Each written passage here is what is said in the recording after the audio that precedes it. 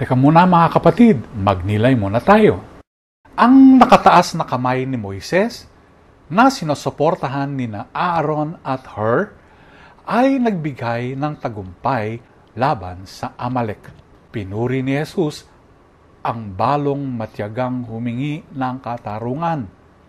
Si Pablo naman nagtagubilin kay Timoteo na manatiling tapat at ipahayag ang salita sa lahat ng panahon.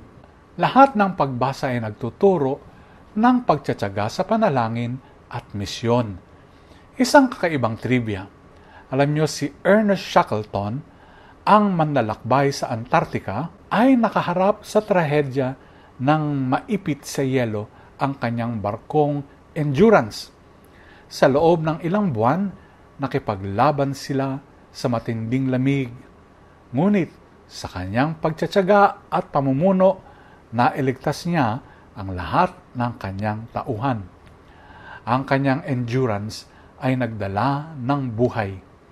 Ganon din ang pagtsatsaga sa pananampalataya ay nagbibigay ng lakas at pag-asa. Tulad ni Moises, kailangan natin ng sasalo sa atin. Tulad ng balong babae, hindi dapat tumigil. Tulad ni Timoteo, kailangang magpatuloy.